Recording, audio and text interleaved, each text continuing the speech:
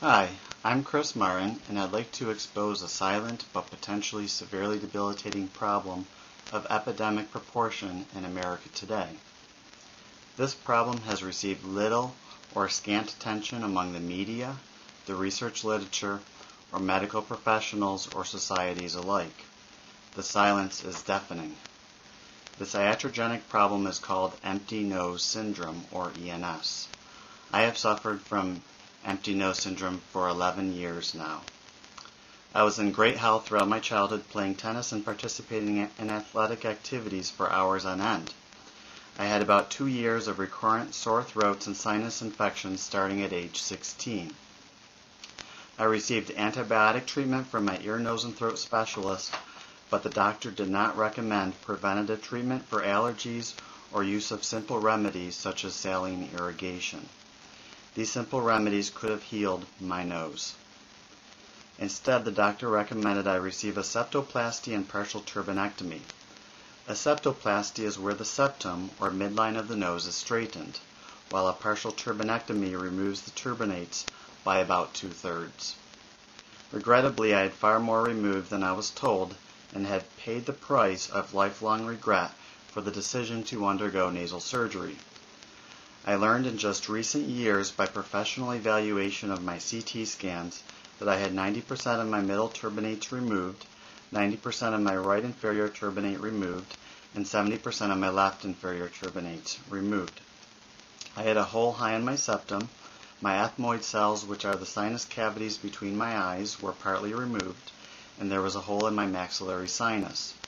Clearly, far more was resected than stated by the procedures septoplasty and partial turbinectomy, and I have suffered seriously ever since with only partial improvement of my symptoms. Before describing my symptoms, it is important to first understand the roles of the turbinates, which are relatively unknown structures in the nose. The inferior and middle turbinates are similar in size to our fingers. The turbinates are critical organs in the nose that serve many functions, including heating, humidifying, filtering air. They also contain nerve cells and direct airflow in an orderly pattern so that the air can strike all regions of the nose, so messages can be sent from the brain to tell the lungs when to inflate or deflate. It is also a well-known fact that they provide 50% of the airflow resistance to the lungs, as the nose is considered the guardian of the lungs. The turbinates also modulate temperature and pressure of incoming air. They help us enjoy satisfying deep nasal breathing that releases endorphins, and such breathing is more protective for our health than mouth breathing.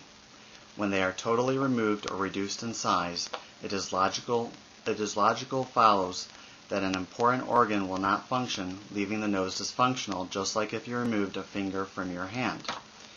Yet unfortunately, many ear, nose, and throat specialists and plastic surgeons acknowledge the important roles of the turbinates, yet these same professionals do not seem to appreciate that reducing or removing turbinates can cause harm. While I acknowledge a conservative turbinate reduction might bring some relief, the lack of attention to the more serious side effects of overly aggressive turbinate reductions is troubling and seems to be in the interest of protecting a profitable business over a patient's health. During many office visits, most ENTs would downplay my symptoms, for example, just noting a temporary issue such as an irritated throat.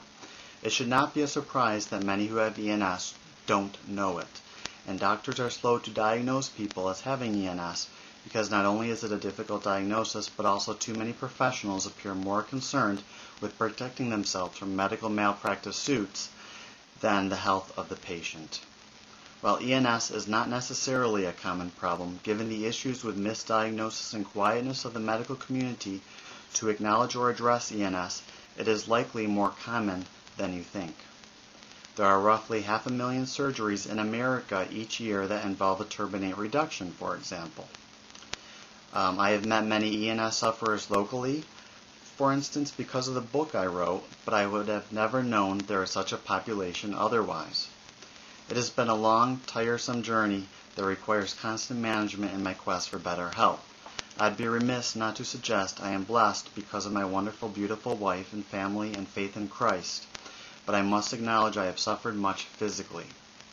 Some of the symptoms have included being excessively preoccupied with my nose. Breathing in dry, recirculated air in car rides has often been unbearable because of my poor nasal breathing, thick mucus, and difficulty concentrating. In the years following my surgery, I frequently tested myself to see if low blood sugar was the reason for my dizziness. At times I blew my nose with all my might, but nothing would exit. The mucus was so sticky and dry that there were times when I wondered if my nose produced any mucus at all. The dryness was at times parching and unbearable. I've also suffered from a chronically irritated throat, frequently throwing up after meals due to my irritated throat, dryness, and the excessive phlegm that accumulated in the back of my nose and upper throat. Shallow sleep. I often would get few hours of sleep because of my nose, and the sleep that I had was not satisfying nor refreshing. I would be fatigued during the day and almost wake up tired. Chronic sinus infections. The sinus infections did not only go away after my nasal surgery, but they intensified. I often incurred sinus infections that would last 2 to 3 weeks and were more challenging to fight than prior to my surgery because my nasal defense system was now absent since my turbinates were removed. My voice often sounded nasally as well. Air pressure. Often my ears would feel like a balloon that was about to burst. It would hypothetically only deflate if I were to put a needle in them. I have enjoyed partial improvement in my symptoms thanks in large part to Allerderm implants by Dr. Hauser of Cleveland, as well as educating myself about my nose and how to treat it. I have had an Allerderm graft implanted into my right septum and strips into my left inferior turbinate. The implants have helped produce more moisture, heat, and thinner mucus, although I still have chronic postnasal drip, improved sleep, and a more normal voice due to the increased airflow resistance.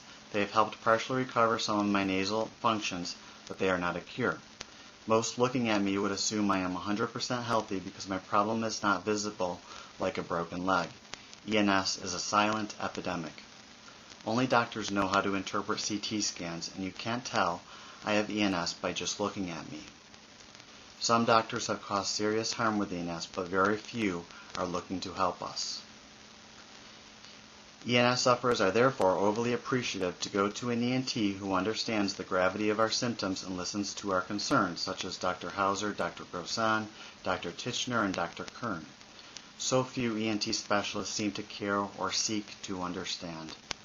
Frankly, it's a formidable thought, but I don't know to whom we ENS sufferers could turn if it were not for a caring, compassionate doctor such as Dr. Hauser.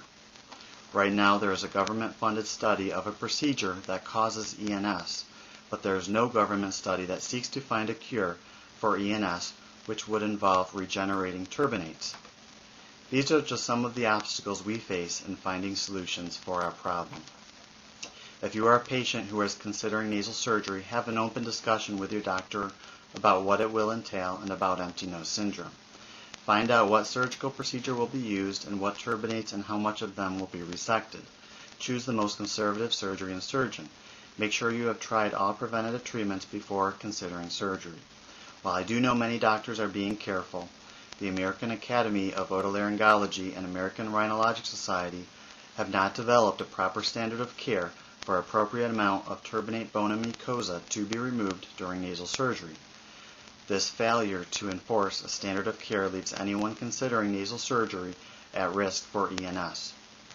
The doctors in these organizations are the ones who have caused this harm, so it naturally follows these organizations have a more moral obligation to help us.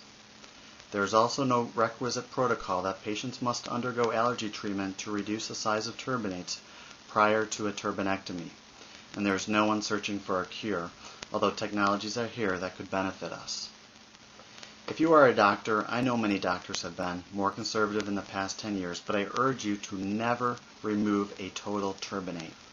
Be conservative. Please educate yourself about empty nose syndrome and our plight.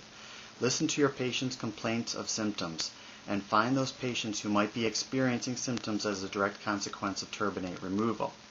For these people, please be ready and willing to diagnose this condition as empty nose syndrome, regardless of the discomfort doing that might cause. Please work together with us and with other doctors on our behalf. We have been damaged and some devastated.